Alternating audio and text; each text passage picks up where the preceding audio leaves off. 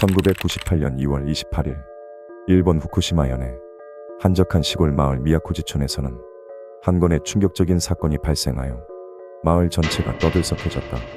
평화로운 일상이 갑자기 깨어지고 숨막히는 긴장감이 공기를 가득 메웠다.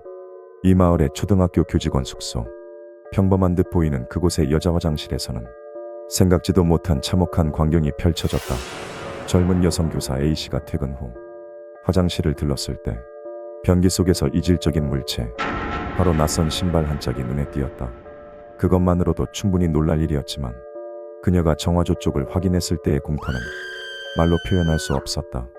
열려있는 철제 뚜껑 아래 사람의 다리가 쓸쓸히 보이는 것이었다. 사건은 더욱 심오한 수수께끼로 발전했다.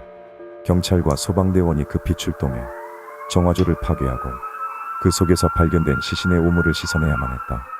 이후에야 시신의 정체가 드러났다. 시신은 간노 나오유키, 26세의 청년이었고 후쿠시마 원자력 발전소에서 일하는 영업사원이었다. 그는 단지 A씨 남자친구의 지인이라는 연결고리를 넘어서 A씨가 받던 수상한 장난 전화를 녹음하고 경찰에 신고해주는 등 A씨에게 큰 도움을 주었던 인물이었다.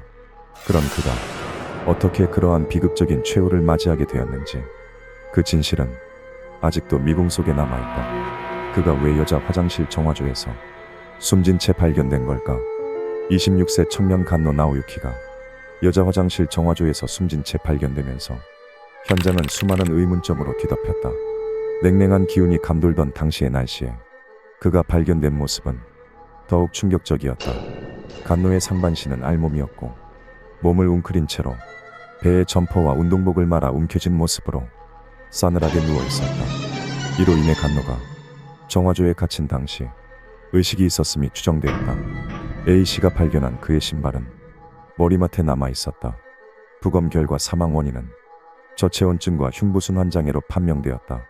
키 169.5cm, 몸무게 69.5kg의 그가 좁디 좁은 정화조에서 장시간 다리를 웅크린 채 있었던 탓에 심장으로 향하는 혈류가 막혀 질식한 데다 추운 날씨가 겹쳐 사망에 이르렀다는 것이다. 정화조의 크기는 폭 125cm, 높이 107cm로 성인이 움직이기엔 너무 비좁았다. 간노는 그의 2월 24일 오전 10시에 아버지에게 잠깐 외출하겠다는 말을 남기고 사라졌다. 금요일이었지만 일본의 제124대 일왕 히로히토의 장례식으로 임시 공휴일이 되었고 회사에 출근할 필요도 없었다. 부검 결과 사망 시점은 시신이 발견된 이틀 전인 2월 26일로 추정되었다. 그리고 타살의 흔적은 전혀 없었고 술이나 약물에도 취하지 않았다. 도대체 간노는 왜, 어떻게 그곳에 갇혀 비참한 죽음을 맞이하게 된 것일까?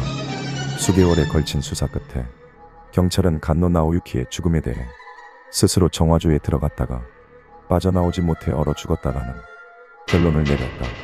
지름이 36cm밖에 되지 않는 정화조의 원통형 입구에 들어가기 위해서는 몸을 스스로 움직여야만 가능했고 간노는 그 좁은 입구로 들어가기 위해 스스로 척추와 관절을 조작하며 자신의 몸을 끼워 넣어야만 했다는 것이다.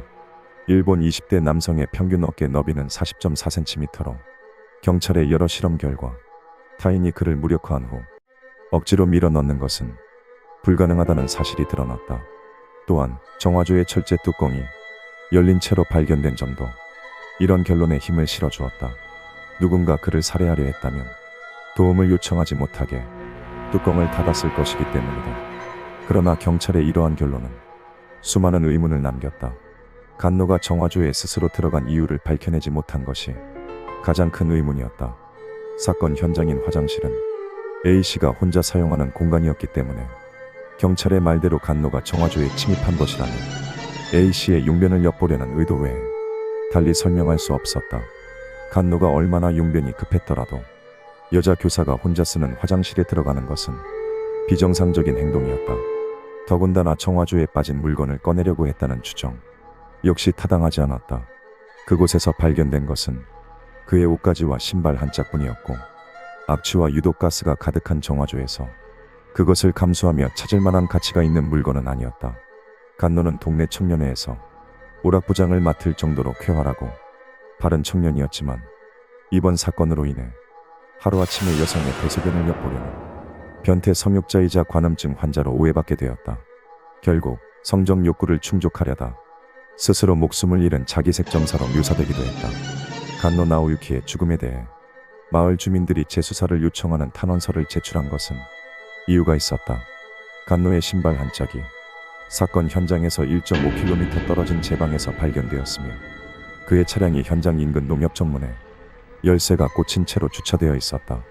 또한 간노가 생전에 A씨에게 당신을 괴롭힌 장난전화의 범인이 누군지 알고 있다고 말한 사실이 드러났다. 이를 통해 간노가 장난전화 용의자에게 쫓기다가 A씨의 화장실로 피신하려던 중 변을 당했다는 추정이 가능했다.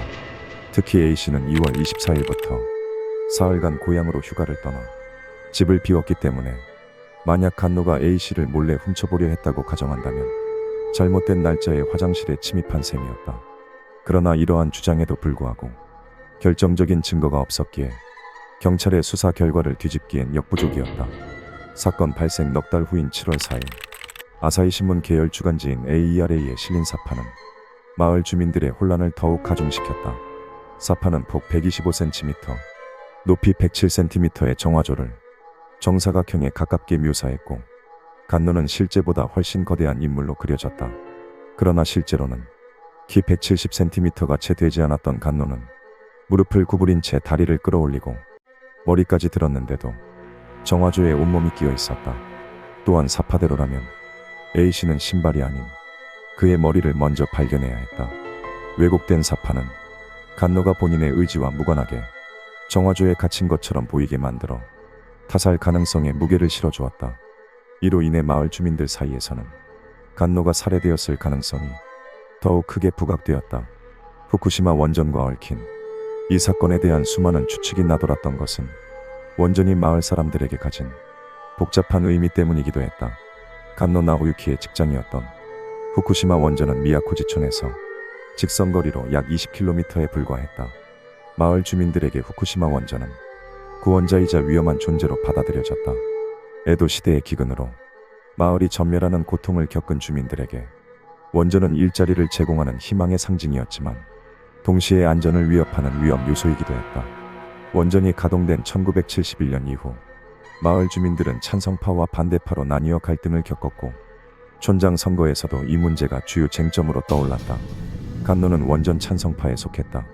2월에 다가온 마을 촌장 선거를 앞두고 그는 재선을 노리던 찬성파 와타나베 유이시로 촌장으로부터 투표일에 찬조 연설을 해달라는 요청을 받았다. 간노는 이 요청을 흔쾌히 수락했지만 선거 당일 갑자기 마음을 바꿨다. 그로부터 아흘의 후 그는 여자 화장실 정화조에서 싸늘한 시신으로 발견되었다. 이후 마을에선 찬조 연설을 거부한 데에 대한 앙심으로 촌장이 그의 죽음에 관여했다는 이야기가 순식간에 퍼졌지만 물증은 없었다. 이러한 의혹은 독립 다큐멘터리 감독 와타나베 이츠키가 1996년 제작한 바리조곤을 통해 재조명되었다. 이 다큐멘터리는 원전의 결함이 있음에도 찬성 입장을 고수하는 촌장에게 불만을 품은 간노가 부정선거의 실상을 알게 되자 제거되었다는 줄거리를 담고 있었다. 하지만 이 다큐멘터리의 이야기는 사건의 본질과는 거리가 있었다. 무엇보다도 간노가 A씨의 화장실 정화조에 들어가게 된 이유를 설명하지 못했고 간노의 죽음은 여전히 미궁 속에서 명확한 해답을 얻지 못한 미스터리로 남아있다. 간노 나오유키가 후쿠시마 원전을 운영하는 도쿄전력에 의해 살해되었다는 의혹은 사건 발생 50일 전에 일어난 동료의 극단적 선택을 계기로 제기되었다. 1989년 1월 6일 후쿠시마 제2원전에서 재순환 부품 이상으로 사고가 발생했을 때 책임자들은 신년 휴가 중이었고 결국 간노의 동료가 대신 도쿄전력에 소환되어 질책을 받았다.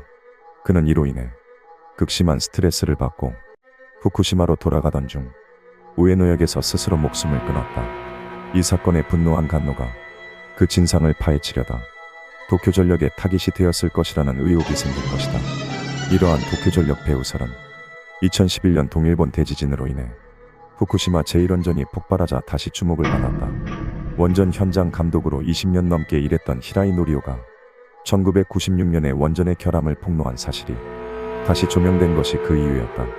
그러나 이것만으로 간노의 죽음에 대한 의혹을 풀 수는 없었다.